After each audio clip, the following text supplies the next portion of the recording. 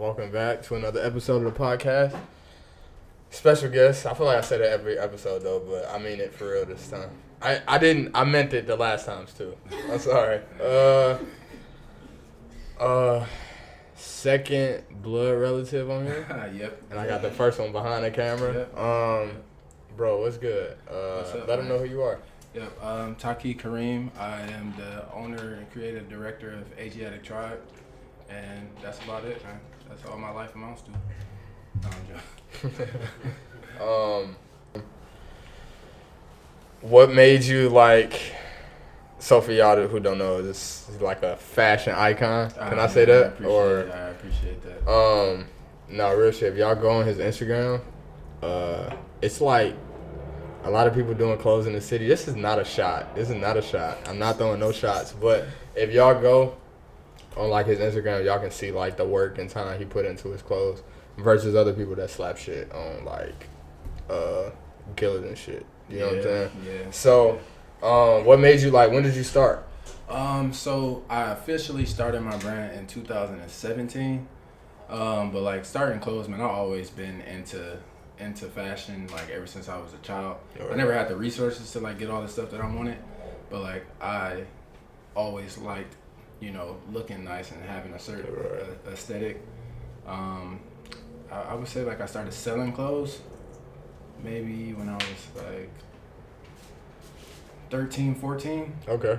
Yep, I used to go to the thrift store and I would find like the old Ralph Lauren polos, and I would flip them to the dudes in the hood for like $13, $14. I was getting them for like $1. That's crazy. And they thought they were like robbing me blind. Right. But I was really. But you was coming up. I was coming up. I was making kills. So just from there, just kind of like grew the love of business, and then translated that to fashion and just put it together. That's crazy. What area did you grow up in? I grew up in Joy Road, but my teenage years, I moved out to Farmington Hills.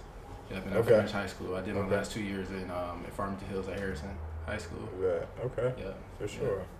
That. Do you think like going from the hood to the suburbs? Do you think that like affected like your view on clothing, like style? So I would say yes. So like when I was in the hood, I didn't go to the local school in the hood.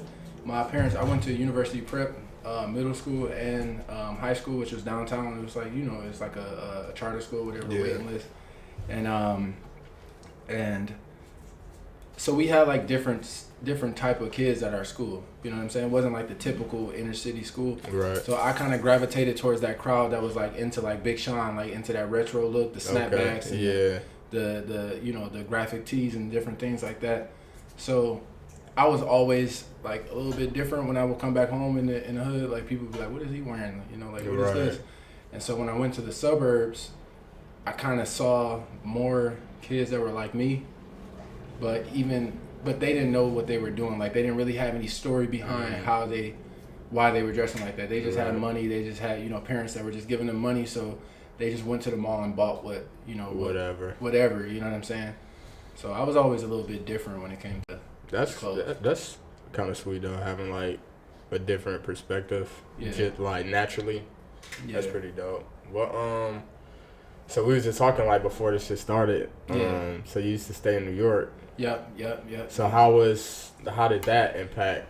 So the crazy part, that's like when I said like I was into fashion and stuff like that. I thought I I was into fashion. Okay. So I always liked to look nice, but when I moved to New York, I know it's the most vain answer in the world. Right. And they just looking at me like, oh Lord. But I remember I would be on the train and I was dressing different from people in Detroit. Right. And I remember I would be on the train and like nobody was complimenting me on my clothes. Like no girls were trying to talk to me. Like nobody was like, oh, that's dope. Right. And I remember it was such a weird thing that like I went to my girl and asked her like look, I know this is weird, but like why the hell is like no girls like trying to like talk to me? Like what the heck is going on? Like this is making my confidence level go down. And she's like, that's because the way you dress. And I was like, what? I'm fly. Like I'm fly. Like in Detroit, I'll be fly in the mud. Like I'll be different fly. You know what I mean? Like so she's like, you just got to change your style and just look at what people are wearing. Go to Soho and just like look at what people are wearing. So that's what I did the next day. I went to Soho and I just like chilled in Soho for like 4 hours.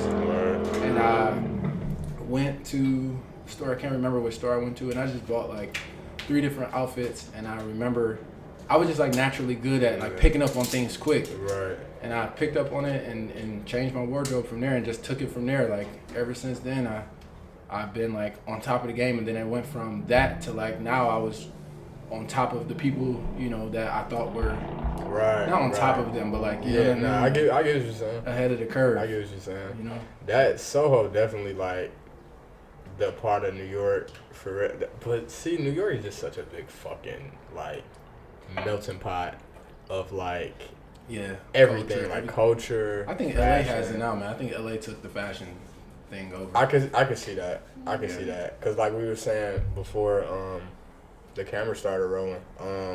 When we were in Europe, bro, like London. Oh yeah. Like compared to New York, bro. Yeah. Like it feel like a super European New York because it's super huge. But like, bro, the fits these people was wearing on like a regular. We was there Wednesday or some shit. It was like a regular weekday, bro. And we went during spring break. Nobody's going overseas for spring break. So it's nothing popping over there. It's just a regular March Wednesday. They fly as fuck. Like, absolutely. Just walking to work and fucking these long ass expensive looking trench coats and like it's just crazy. Yeah. So it was just like a wake up call. Like, well, it's coming from there. Like, so you got to think it's coming from there, from Paris, London, Milan. It's coming from there, and then it's coming to New York. Well, this is how it used to be. It's coming to New York, coming to the East Coast, and then from the East Coast it's going to the West Coast, and then from the West Coast it's going everywhere else. Yeah. So that's how it used to be. But now, because like a lot of the main brands are out of LA, you gotta think Ye lives in LA. True. You know, Virgil, I don't know if he lives in LA right now, but he was in LA for a certain amount of time. Jerry Lorenzo is in LA. All of these different brands are out of LA right now. So it's like almost every celebrity lives in LA. True. So like that's really what, kind of drive the.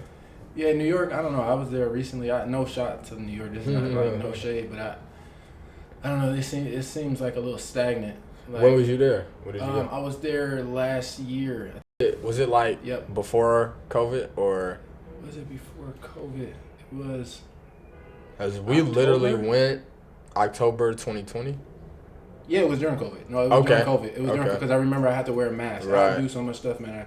So I had to wear a mask. I went there actually with a client. We were picking out fabric. Okay. So and I just remember looking at the fashion and stuff like that. I'm used to seeing like really like New York to be like high end. Yeah. And it just was like the same shit. Same shit. Yeah. It was no like innovation kind of. Like I know LA is crazy.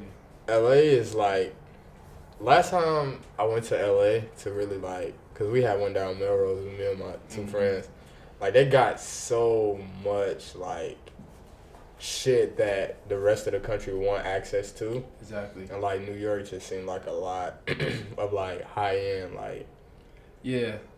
You know what I'm saying? Like it's no really sweet streetwear shit. That's what I was gonna say. So like streetwear is like the new high. It is the high. Yeah, you know what I'm saying? Like you, because you're fashion, you're into fashion too. So it's like before high end wasn't streetwear. Yeah. New York was the spot because it had like the Saks and the Barneys and stuff like that. Like the super like I don't even know what to call it now. I don't even know what to call that style, but that was considered high end. You know what I'm saying? Like that. Yeah. No, you're right for sure. Now high end is ripped jeans and you know what I'm saying? Thank you for watching this clip of the podcast. Make sure you subscribe underneath this video to stay up to date with more clips and episodes from the show.